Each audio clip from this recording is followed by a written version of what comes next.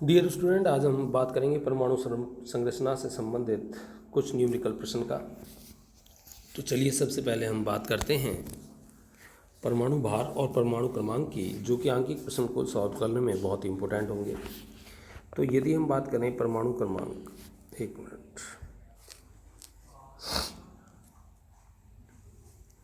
यदि हम बात करें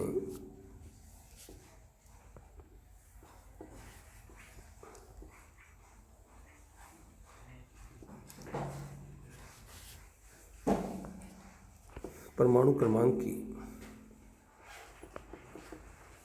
ठीक है, परमाणु क्रमांक बराबर होता है प्रोटॉनों की संख्या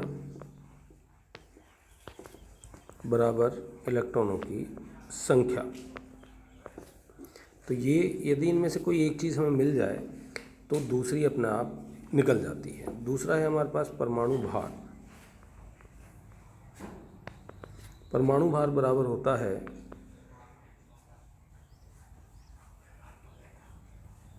प्रोटॉनों की संख्या प्लस न्यूट्रॉनों की संख्या। अब यहाँ से यदि आपको न्यूट्रॉनों की संख्या निकालनी है, न्यूट्रॉनों की संख्या, तो न्यूट्रॉनों की संख्या क्या होती है? परमाणु भार माइनस प्रोटॉनों की संख्या। अब ये जो परमाणु भार है इसको ए से प्रदर्शित करते हैं, और ये जो प्रोटॉनों की संख्या है ये किसके? परमाणु क्रमांक के बराबर होती है, और परमाणु क्रमांक को जेड से प्रदर्शित करते हैं। तो यहाँ यदि ये न्यूट्रॉनों की संख्या निकालनी हो तो ए माइनस जेड से भी आप न्यूट्रॉनों की संख्या को निकाल सकते हैं। अब यहाँ एक प्रश्न देखना है हमें। हमारे पास प्रश्न है 92 यूरेनियम 235 में प्रोटॉन, न्यूट्रॉन तथा इलेक्ट्रॉन की संख्या बताओ। संख्या बताओ। यहाँ आपको पता है परमाणु क्रमांक कितना है? 92। प्रोटॉनों की संख्या कितनी हो गई? 92। इलेक्ट्रॉनों की संख्या कितनी हो गई? 92। ये तीनों चीज़ें बराबर होती हैं, ठीक है। अब बचा हमारे पास परमाणु भार। परमाणु भार कितना हो गया यहाँ पर? 235। यानी ये नीचे जो होता है ये परमाणु क्रमांक है, ऊपर जो होता है वो परमाणु भार होता है। अब यहाँ पर प्रोटॉन की संख्या आ गई, इलेक्ट्रॉन की संख्या आ गई, केवल न्यूट्रॉन की संख्या निकालनी है हमें। तो न्यूट्रॉन की संख्या बराबर होती है ए माइनस जेड, जहाँ ए क्या है आपके पास? परमाणु भार है। तो कितना है ये? 235 माइनस जेड कितना है? 92, यानी 92 हो गया। अब इसको आप यहाँ से सब्सट्रैक्ट करके न्यूट्रॉनों की संख्या निकाल लेंगे। तो इस प्रकार आप न्यूट्रॉन, प्रोटॉन और इलेक्ट्रॉन दोनों की संख्या ज्ञात कर सकते हैं। तो यहाँ आ जाएगा 143। चलिए अब अगला प्रश्न हम ले लेते हैं। नेक्स्ट प्रश्न जो है हमारे पास 82 रेडियम 88 रेडियम 226। अब इस में आप प्रोटॉनों की संख्या, न्यूट्रॉनों की संख्या और इलेक्ट्रॉनों की संख्या ज्ञात करनी है। संख्या ज्ञात कीजिए। अब वही 88 जो नीचे दिया हुआ है ये क्या है? परमाणु क्रमांक,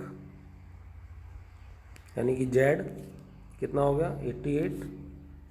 ऊपर जो आपके पास यहाँ दिया गया है इसमें ये 226 है।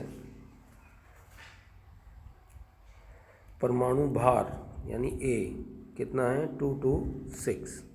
अब क्योंकि जो परमाणु क्रमांक है वही प्रोटॉनों की संख्या है, तो सबसे पहले हमने प्रोटॉनों की संख्या ज्ञात की। वही इलेक्ट्रॉनों की संख्या है, इलेक्ट्रॉनों की संख्या ज्ञात की हमने, ठीक है। अब न्यूट्रॉनों की संख्या हमें ज्ञात करनी है, न्यूट्रॉनों की संख्या। तो न्यूट्रॉनों की संख्या कितनी है? ए माइनस जेड, और ए कितना है यहाँ? 226 माइनस 88। तो यहाँ आप इसको सब्सट्रैक्ट करेंगे तो न्यूट्रॉनों की संख्या कितनी आ जाएगी? 138 आ जाएगी। तो इस प्रकार से आप न्यूट्रॉन, प्रोटॉन और इलेक्ट्रॉन की संख्या ज्ञात कर सकते हैं। अब आपके पास एक प्रश्न है कि समान परमाणु क्रमांक के दो परमाणु हैं।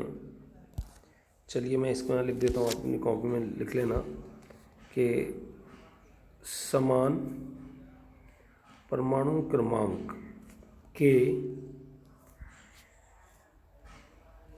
दो परमाणु X तथा Y की द्रव्यमान संख्या 206 तथा 208 है। यदि X के नाभिक में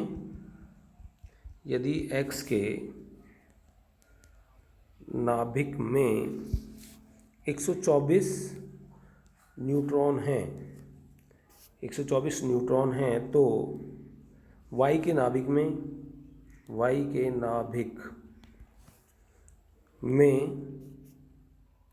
न्यूट्रॉनों की संख्या ज्ञात कीजिए। X तथा Y के परमाणु क्रमांक बताइए। एक और चीज़ पूछी गई है यहाँ, X तथा Y के परमाणु क्रमांक बताइए। ठीक है, अब ये प्रश्न है, इसको थोड़ा सा ध्यान से देखने की ज़रूरत है कि समान परमाणु क्रमांक, यानी कि इनके जो परमाणु क्रमांक हैं वो समान हैं दोनों के, और उन्हें भी ये ज्ञात करवा रहा है। दूसरी बात, X और Y के जो द्रव्यमान संख्याएं परमाणु भार 206 और 208 हैं। X और Y के अलग अलग परमाणु भार ये द्रव्यमान संख्याएं दी हुई हैं। ठीक है, तो X के नाभिक में 124 न्यूट्रॉन है। अब X के नाभिक में इसने न्यूट्रॉन भी दे दिए हैं, यानी X की बात करें तो उसकी द्रव्यमान संख्या भी है और न्यूट्रॉन की संख्या भी है। Y के नाभिक में न्यूट्रॉनों की संख्या ज्ञात करनी है। जब भी इस तरह का कोई प्रश्न आए जहाँ पर समान परमाणु क्रमांक, समान द्रव्यमान संख्या, समान न्यूट्रॉनों की संख्या की बात की जाए, तो वहाँ पर उस परमाणु की बात करेंगे जिसमें दो चीज़ें दे रखी हों। जैसे यहाँ X की द्रव्यमान संख्या भी दे रखी है और न्यूट्रॉनों की संख्या भी दे रखी है। तो हम एक टेबल बना लेते हैं, X की भी और Y की भी। तो हमारे पास ये X परमाणु है और ये Y परमाणु है। ठीक है, तो यहाँ इनकी बात करें, X और Y की द्रव्यमान संख्याएं, ये परमाणु क्रमांक इनके समान है। हमको पता है X का परमाणु क्रमांक बराबर है Y का परमाणु क्रमांक, ये दोनों बराबर हैं। अब यहाँ एक लाइन खींच लेते हैं, इधर X चलेगा और इधर Y चलेगा। X की द्रव्यमान संख्या, X की द्रव्यमान संख्या यानी कि A कितना है, 206। Y की द्रव्यमान संख्या A कितना है यहाँ पर, 208। X के न्यूट्रॉन,